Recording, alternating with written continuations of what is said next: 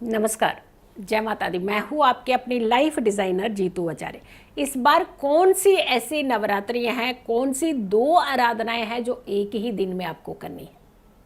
क्योंकि तिथि का क्षय होने से नवरात्रि आगे पूरे 8 दिन नहीं है, पूरे 9 दिन नहीं हो रही है, यानी 8 दिन में 9 नवरात्रियाँ हो जा रही हैं। तो ऐसे में कौन से ऐसा दिन है जिस दिन दो नवरात्रि एक साथ पड़ रही हैं, और क्यों ऐसा हो रहा है, तिथि कहाँ से कहाँ तक जा रही है, जिसकी वजह से हमें एक ही दिन में दो नवरात्रियों की आराधना करनी है। और फिर दूसरा कि नवरात्रि की जब तिथि समापन हो जाएगी तो उस माता रानी की पूजा का जो महत्व होता है वो उतना नहीं रह जाता, क्योंकि तिथि के अंदर डे की नहीं बात होती है, यहाँ तिथि की बात होती है, तिथि की महत्वता होती है। दिन को कंसीडर नहीं किया जाता, तिथि को कंसीडर किया जाता है। जैसे चैत्र प्रतिपदा पे पहली नवरात्रि शुरू होती है, तो ये प्रतिपदा तिथि कितने बजे तक है? क्योंकि बहुत सारे लोगों को ये भी कन्फ्यूजन है कि 12 बजे के बाद भी हम घट स्थापना कर सकते हैं या कितने बजे तक हम घट स्थापना कर सकते हैं। जो वर्किंग लोग हैं वो कई बार नहीं पहुंच पाते हैं, तो किसी भी समय घट स्थापना जो है, कलश स्थापना है, वो अपने घर के अंदर कर देते हैं। अब जैसे प्रथमा तिथि की अगर हम बात कर रहे हैं तो वो 30 तारीख की है, 30 मार्च की है, लेकिन वो समय जो है वो 12:50 पर तिथि जो है प्रथमा समाप्त हो जाएगी, यानी पहली तिथि समाप्त हो गई वहाँ पे। तो इट मीन्स कि आपको 12:50 के पहले ही सारी विधियाएं कर देनी है। देखिए, रात्रि की पूजा का एक महत्व है, उससे कंसीडर इसके साथ मत करिएगा। वो रात्रि का जो महत्व है वो सूर्य उदयकालीन तिथि के हिसाब से रात्रि की पूजा का महत्व बन जाता है।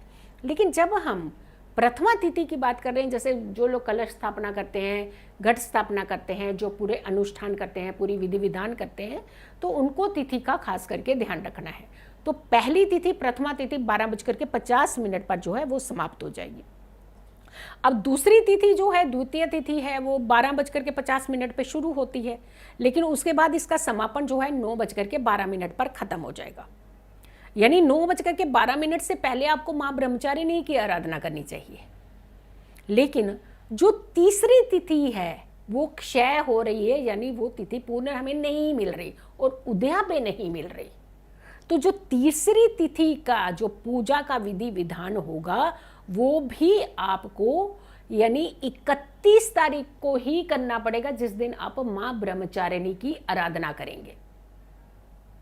साधारण सिंपल तरीके से आपको बता रहे हैं, जिस दिन आप प्रथमा तिथि की बात कर रहे हैं, पहली तिथि है, उस दिन तो आपको 12:50 तक का समय मिल रहा है। लेकिन जब दूसरी नवरात्रि आएगी, माँ ब्रह्मचारिणी की आराधना का समय आएगा, तो उस समय जो आपकी तिथि बन रही है वो 9:12 पर तक बन रही है। तो यहाँ द्वितीय खत्म हो रहा है, यहाँ पे तृतीय शुरू हो जाएगी, और तृतीय तिथि अगले दिन की सूर्योदय से पहले ही समाप्त हो जाएगी। तो इसका मतलब तृतीया का क्षय हो गया, तृतीय तिथि आपको नहीं मिल पा रही है।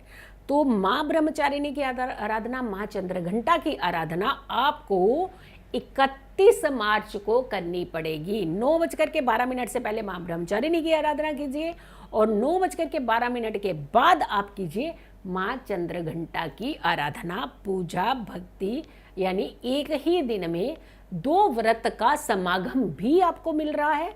और ये संयोग समझे, और तिथि क्षय होने से एक दिन में दो माता रानी की आराधना आपको करनी पड़ेगी। अब तीसरे दिन की नवरात्रि की अगर हम बात करते हैं, तो तीसरे दिन का जो समय मिल रहा है वो हमें मिल रहा है सुबह सुबह, यानी तड़के 5:43 यहाँ पे खत्म हो जानी है आपकी जो द्वितीय तिथि है, वो यहाँ पे खत्म हो जानी है। तो यहाँ से तृतीय शुरू होनी है, यानी तृतीय तिथि नहीं कहेंगे हम, तृतीय तो क्षय हो गया, क्योंकि उसमें आपको नहीं मिला वो समय सूर्य उदय के, सूर्य उदय तक नहीं है ना, सूर्य उदय से पहले खत्म हो जा रही है। तो अब हम सीधा चौथी नवरात्रि पर आएंगे, क्योंकि दूसरी और तीसरी नवरात्रि आपको 31 तारीख को करनी पड़ेगी। 1 तारीख को पड़ जाएगी आपको दूसरी तीसरी जो नवरात्रि। चौथी नवरात्रि आपने 1 तारीख को करनी है। क्लियर है? 1 तारीख को रहेगी चौथी नवरात्रि, और 5वीं नवरात्रि आपकी रहेगी 2 तारीख को, 2 अप्रैल को। छठी नवरात्रि रहेगी आपकी 3 अप्रैल को। 7वीं नवरात्रि रहेगी आपकी 4 अप्रैल को। 8वीं यानी अष्टमी नवरात्रि जो रहेगी वो रहेगी आपकी 5 अप्रैल को, और 6 तारीख की जो नवमी तिथि होगी, जो नौवीं जब हमारे नवरात्रि का समापन होगा सिद्धिदात्री की पूजा के साथ, वो होगा आपका 6 तारीख को। तो यानी 30 तारीख से जो नवरात्रि का पर्व शुरू हुआ वो 6 तारीख को समापन हो रहा है। तो 5 तारीख को आप मनाएंगे अष्टमी और 6 तारीख को आप मनाएंगे नवमी तिथि। तो तिथियों का तो ये संपन्न रहा, लेकिन आपने रात्रि की पूजा ये हर दिन करनी है। यानी तिथि क्षय हो या तिथि का आरंभ हो, जो भी है, बट आपने रात्रि की पूजा 30 तारीख से लेकर के आपने 6 की रात्रि तक पूजा ज़रूर करनी है। कुछ लोग जो हैं अष्टमी पूजने के बाद माँ की विदाई कर देते हैं, उनका अपनी मान्यता है, करना चाहें कर सकते हैं, क्योंकि जब आपका ये कन्या पूजन हो गया तो इसका मतलब ये है कि आपका विसर्जन हो गया, तो आप माता रानी की जो खेतरी है, जो जवारे हैं, उनकी विदाई कर सकते हैं।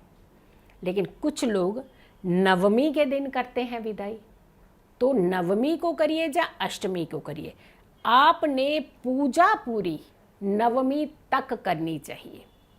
यानी अष्टमी की रात्रि अगर के आप सोचते हैं कि हमने कन्या पूजन हमने दिन में कर लिया तो हमने रात्रि की पूजा का आप कोई कंसर्न नहीं। 9 रातों की पूजा का महत्व होता है, इसीलिए 9 रातों की पूजा ज़रूर करनी चाहिए। एक महा उपाय जो आप इस दौरान में ज़रूर कीजिएगा, रूटीन में डेली बता रही हूँ, लेकिन स्पेसिफिकली भी मैं आपको कुछ उपाय देने वाली हूँ इस बार। एक उपाय आप कीजिएगा, अपना जो आसन होता है उसे सिद्ध कर लीजिए। बहुत उत्तम होता है आसन सिद्ध करना, और वो वस्त्र सिद्ध करना जो आप अपने ऊपर ओढ़ते हैं, चुनरी। एक ही चुनरी रखिएगा, और अगर आप लाल रंग की रखें तो बहुत उत्तम रहेगा। लाल रंग का आसन, लाल रंग की चुनरी लेकर के ही आपने दोनों समय की पूजा करिएगा। ये 9 दिन सेम आसन सेम चुनरी लेकर के सिर्फ पूजा करने के टाइम पे लीजिएगा, दिन भर उसे नहीं ओढ़ना है, ओनली पूजा के समय पे आपने वो चुनरी लेनी है। ये सिद्ध चुनरी होगी आपकी, ये सिद्ध आसन होगा आपका। जब भी कभी आपको स्ट्रेस और एंजाइटी होगी, जब भी कभी आपको मन के अंदर एक उथल पुथल विचलितपन होगा, यकीन मानिए इस आसन पर बैठिए, माँ की आराधना कीजिए, चाहे माँ के दुर्गा के 32 नाम का स्मरण कीजिए, या फिर दुर्गा चालीसा पढ़िए, दुर्गा सप्तशती पढ़िए, दुर्गा का ध्यान करिएगा, और आप यकीन मानिए आपके अंदर एक अलग ही ऊर्जा और एनर्जी भी होगी, और साथ के साथ आप बहुत पॉजिटिव भी होने लगेंगे। नेगेटिविटी आपकी माइंड से दूर हो जाएगी। आपके सराउंडिंग एक पॉजिटिव ऑरा क्रिएट होगा।